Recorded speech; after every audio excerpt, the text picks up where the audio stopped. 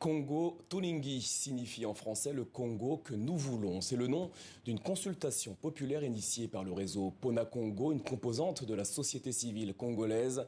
Ces consultations ont pour objectif de recenser les attentes des citoyens à l'approche des élections prévues à la fin de l'année. Pour en parler, nous recevons Floribert Anzuluni, membre du réseau Pona Congo, également membre du mouvement citoyen Filimbi. Bonsoir et merci d'être avec nous. Tout d'abord, en quelques mots, qu'est-ce que Pona Congo ? Alors, merci pour l'invitation. Pona Congo est un réseau citoyen congolais qui est composé en réalité de citoyens congolais qui aiment le Congo, dont le cœur bat pour le Congo et qui agissent ensemble pour que le Congo aille de l'avant. Pona Congo a été créé par des membres de réseaux citoyens, mouvements citoyens, de la société civile, appuyés par des membres d'organisations des laïcs catholiques et laïcs protestants, KLCC, Milapro. Tous ensemble, nous avons créé un réseau après les dernières élections, donc qui a pour seul objectif aujourd'hui d'agir ensemble pour que le Congo aille mieux. Pour quelles raisons avez-vous décidé de recenser les attentes des citoyens congolais ? Alors, c'est une très bonne question. Vous savez, nous constatons qu'à l'aube des nouvelles élections, prévues le 20 décembre prochain, au cours desquelles les citoyens congolais sont emmenés, doivent renouveler en tout cas leurs dirigeants, y compris pour la première fois au niveau des élections municipales, nous nous sommes rendus compte avec regret, malheureusement, que les débats publics et les débats politiques ne semblaient pas suffisamment se focaliser sur les véritables problèmes auxquels les citoyens sont confrontés. Et quels sont justement ces véritables problèmes ? Mais ces problèmes font partie des défis auxquels le Congo fait aujourd'hui face, des défis sécuritaires. Le Congo est aujourd'hui, encore une fois malheureusement, attaqué, des conflits, des défis économiques et sociaux, des défis, différents types de défis auxquels nous sommes confrontés en tant que Congolais. Mais malheureusement, les débats, comme je l'ai dit tout à l'heure, publics et politiques ne se focalisent pas suffisamment sur ces problèmes.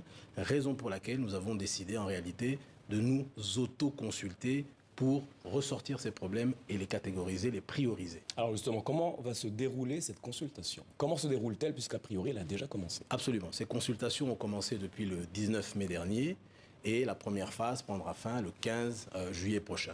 Alors, nous avons aujourd'hui un réseau à travers les 35 villes que compte la RDC et les 145 territoires.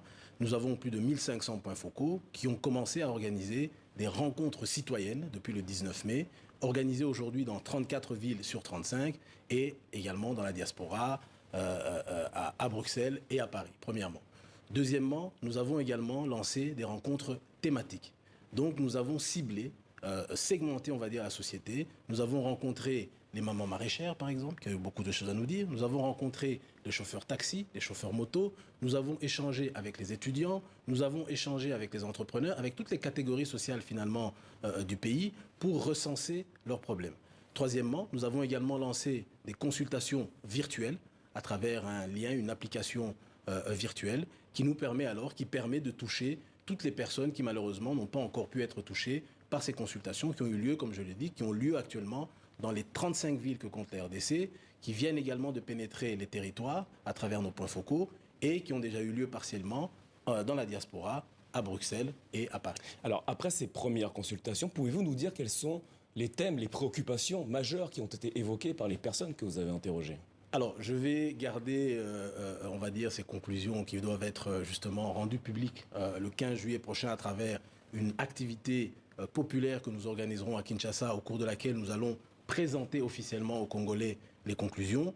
Mais très clairement, il y a plusieurs questions qui sont revenues de manière très récurrente. La question sécuritaire, qui n'est pas forcément uniquement à l'Est. Aujourd'hui, nous avons également d'autres défis sécuritaires. Comme je l'ai dit tout à l'heure, la situation économique et sociale, qui fait également énormément partie des priorités. La question de la corruption, la question du leadership politique. Toutes ces questions ont été abordées et lorsque nous présenterons ce contrat, nous aurons alors la possibilité de les présenter suivant les priorités qui ont été définies par les citoyens congolais. Alors, ce genre d'initiative en RDC, ce n'est pas franchement une nouveauté. Comment comptez-vous soumettre les résultats aux dirigeants congolais, notamment à ceux qui sont en lice pour la présidentielle ? Alors, première étape, ce sera donc la production de ce contrat social, de ce cahier des charges. Je pense que c'est quand même une initiative qui me paraît être nouvelle.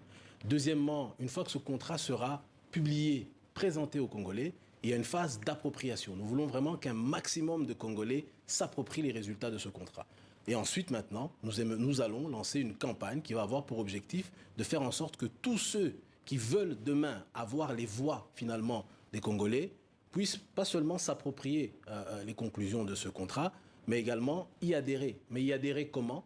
En intégrant dans leur programme, en intégrant dans leur vision, dans leur discours, dans leurs propositions qu'ils présentent ou qu'ils présenteront aux citoyens, des solutions aux problèmes qui vont être identifiés. Avez-vous déjà eu des retours de la part des candidats en lice pour la présidentielle vis-à-vis justement de cette composante, celle d'intégrer les propositions dans leur programme? Alors non, nous n'avons pas encore eu de retour parce que le processus est en cours, mais je tiens à préciser que cet exercice est valable pour tous les candidats, à tous les niveaux. Parce que nous avons consulté, pas seulement dans les villes, nous avons consulté dans les villes, dans les territoires, et donc ça va être applicable non seulement aux candidats présidents, mais aux candidats à tous les niveaux. Nous espérons avoir des retours une fois que nous aurons publié finalement les conclusions de ce contrat. Alors, que ferez-vous pour les candidats qui ne souhaiteront pas intégrer les propositions dans leur programme? Ils seront libres finalement de faire ce choix. Mais très clairement, Les soutiendrez-vous? Lorsqu'on est candidat, et c'est pour ça que nous voulons une grande appropriation de la population, lorsqu'on est candidat, on l'est généralement pour résoudre les problèmes auxquels les populations font face. Et donc lorsque ces populations ont décidé de s'auto-consulter parce que les acteurs politiques, en réalité, n'ont pas fait ce travail, je pense que tout candidat qui souhaite véritablement obtenir les voix des Congolais va et devra, d'une manière ou d'une autre, souscrire finalement aux conclusions de ce contrat. Ceux qui n'y souscriront pas, ce sont les Congolais qui vont s'approprier ce processus auquel ils ont largement, et ils sont en train largement de participer. Ce sera aux Congolais de décider finalement du sort de ces candidats. Enfin, un dernier mot sur la scène politique congolaise. Quel regard portez-vous sur les acteurs et actrices de cette scène politique congolaise? C'est une très bonne question et je pense que c'est une question également qui est posée aujourd'hui à travers ces consultations. Je vais laisser les consultations entre guillemets, nous présenter ce qu'elles pensent du leadership politique parce que c'est l'une des questions qui est posée et je pense que nous aurons... ma position sera globalement celle de la majorité des Congolais. Floribert Anzoulouni, merci d'avoir répondu à nos questions ce soir. Merci.